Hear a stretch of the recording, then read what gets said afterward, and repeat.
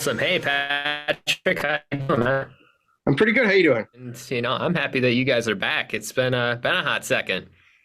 It's weird. Yeah, I didn't realize it took so long. It was funny because you know, we put out a song and a bunch of my friends were like, "Oh, you guys are back." You came back, and I'm like, "We didn't go anywhere." I didn't really feel like it was like, pandemic was just a time warp. And then we did Hella Mega Tour with Green Day and Weezer, and that took up so much time. It wasn't like we were recording on that. It was like it didn't really feel like I was,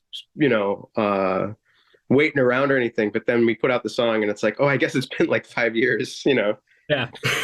Yeah, definitely. But I'm looking forward to hearing more. So much for Stardust coming out in just over a month on March 24th. And tell me a little bit about with this album. I mean, you guys went back to working with Neil Avron on this album. Yeah, I mean, he four your first four records, and then you kind of shifted away from that, but now shifting back. yeah. Well, it's weird because you know, Neil had been kind of known, I think, for rock records. And But he in the interim though, he's become a pretty, like, he's won a bunch of Grammys as a mixer, right? So he's become a mixer, really. He doesn't really produce a lot of albums anymore. So it became this thing of like, we weren't sure if we could even get him anymore. He's a good friend of ours, but he's busy. He's like mixing, he's like one of the first people that you call to mix things. Um, so it was kind of a long thing of trying to get him on board, honestly. And then the other thing was, I had this feeling that he could do anything, because I didn't really want to do a straight ahead rock record. And it's not, when you hear the record, it's not a rock record, but it's not like I think it's hard to describe until you hear it. It's a Fall Out Boy record. It's not a strictly, like, it's not like a Foo Fighters record or something. It's which, because we already have a Foo Fighters. Yeah. Um, but but I think everybody was a little bit concerned that because Neil was so known for rock, that was what it was going to be. And I was like, no, trust me, he can do anything. And we got together, and when everybody got together, it was like, oh, this is amazing. It was like, and it was also, he's such a good friend of ours too. It was like, it was amazing to just hang out with him again, and he's a genius too. So it was great. I mean, and that's kind of something that I wanted to talk about too, because and you're kind of touching on it a little bit with, not just going in and making just a straight rock record, but, it seems that just from the songs that we've heard so far, it is a little more guitar Yeah. driven. And then you see the upcoming tour, you guys are bringing out Bring Me the Horizon as well. We're definitely way more in the rock lane. So, is that kind of, where like things are shifting for you guys a little bit as you evolve the sound? Yeah, I mean, I definitely missed guitar. It's weird because there's guitar all over the last three records. But people would be like, "Oh, where's the guitar? Where's the guitar?" I'm like, "It's there. I swear it's there." But then I was listening back to it, and I think a lot of it's just choices and mixing, and kind of the way things sounds at the time. I think you kind of like lose it in the shuffle. Whereas Neil kind of he has a kind of methodology where he'll kind of take two guitar tracks and really crank them. And so I think just naturally he makes more guitar driven records. So there's a lot more guitar that you'll hear. It's not more guitar than there's been on the last few records, but you'll hear it a lot more. Um, but really it was just kind of like, I was experimenting on the last few records with what you could do with technology, with what you could. I just wanted to see, I would cut up drums. Andy would play drums, and I would like cut them up and loop them and change the speed, and or playing with vocal effects and things. I would do so many things in the computer, just whatever, and it's really fun, and it was a cool experiment. But we kind of did that, and I'm kind of like, I was kind of like missing, spending 2 hours turning knobs on the amplifier to get it just right, that kind of thing. So Yeah. Well, I mean, you kind of hear that sound and like, I guess for lack of a better word, it's like almost the more like authentic slash raw, like get together, do it in the studio together instead Yeah. of, trying too much through Zoom or anything like that. But Well, which was difficult. It's funny you yeah, mentioned the Zoom thing because that was the start of the record, because we started working on the record probably about 3 years ago. And we had to do it on Zoom at first. And it really didn't, I mean, I do think that was one of the reasons it took a while was because it kind of sucks. It's not great to make a yeah. record over Zoom. So Yeah, and it kind of all plays into. I mean, like I do want to say for this year specifically, congrats! 20 years since the debut album would Take This to Your Grave. yeah.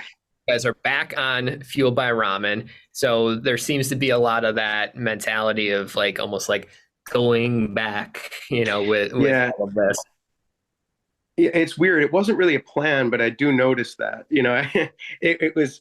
I mean, it was just coincidence because we had finished up our contract, and we were kind of floating out there. I don't know that we were really even worried about a record contract, but a really good friend of ours, Johnny Minardi, who's at Fuel Ramen, he's like I don't know how to describe it that people will understand because you always say, "Oh, this is an old friend." Like he was at like our basement shows and stuff. Like he was one of our oldest friends as a band, and somehow he ended up working in the industry and working at Fuel by Ramen. He was kind of like the second our contract was up. He's like, "Hey, you guys free? Hey, you guys, and and so it was something that it was kind of meant to be. And then I totally forgot about 20 years. I'm not really a nostalgic person. I don't really think about the past all that much. But yeah, we were going out and it's like, oh man, it has been 20 years. And Yeah, when did that happen too? That's crazy. I don't, it is truly wild. But like, and I saw, you guys did, the surprise show, back in the hometown and everything, and checking out the set list. It's like, okay, well, it's like breaking out songs from that first record, playing Saturday, which it's been years, and yeah, all of that. So I kind of want to talk about, with the tour, just kind of the dynamics of everything. Of course, with Joe taking a step back, focusing on his mental health, that inevitably change how things are going to go for that. But also when you have, support from a band like Bring Me the Horizon, like how do you kind of shift your, your overall mentality of like, this is what the set is going to be, because I mean, in the past, it's like, you've done tours with, Wiz Khalifa. yeah. It's kind You of know, all over the place.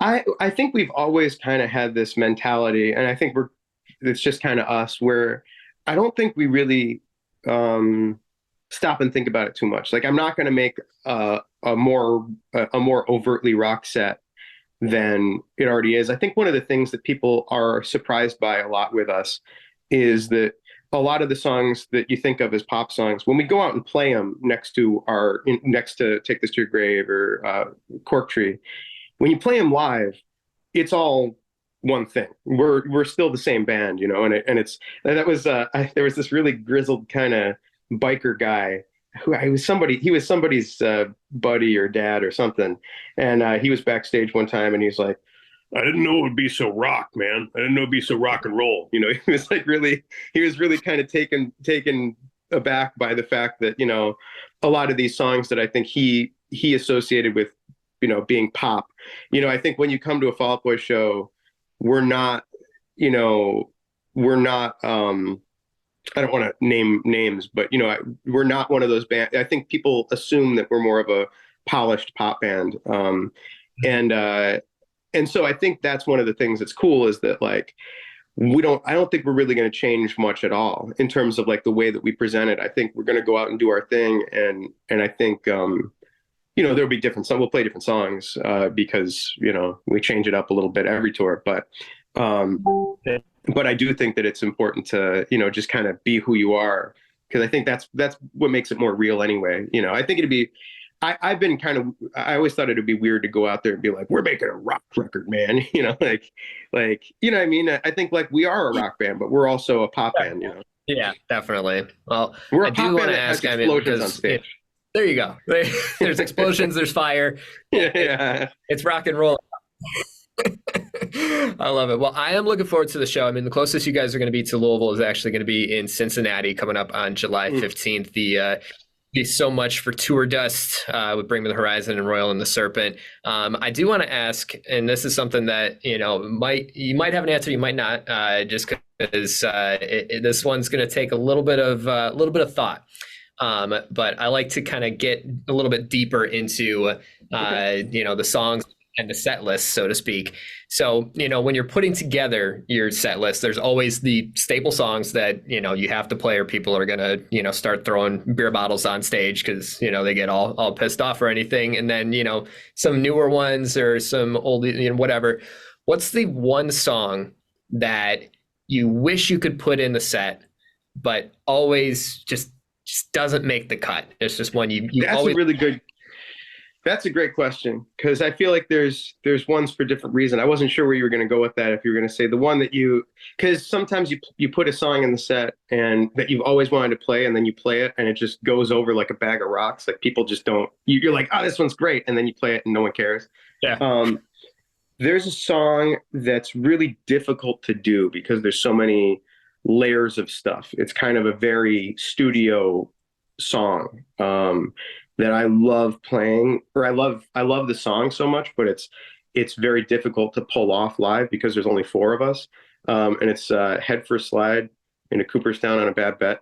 I love that song, and I still have on my pedal board, I still have a pre-programmed thing for it, like ready, like maybe one of these days, but it's a really difficult song to do, and we've done it before. And I don't know, but I'd love to play it again if we could. So maybe, maybe we'll see. So let's see if I can talk everybody into it. But yeah, I mean, if you are going to do it, then I recommend July 15th in Cincinnati. So awesome. We have the chance. But I'm very excited for the tour. I'm very excited for the album. Loving the songs that we already have now, and we're playing the hell out of Love from the Other Side here at Alt 105.1. So we're just again happy to have you back with some new stuff. Yeah. Well, thanks a lot. So again. Yeah, the new album, again, going to be coming out March 24th. So much for Stardust. And Patrick, appreciate the time, man, as always. Yeah, thanks a lot. Thanks for having me.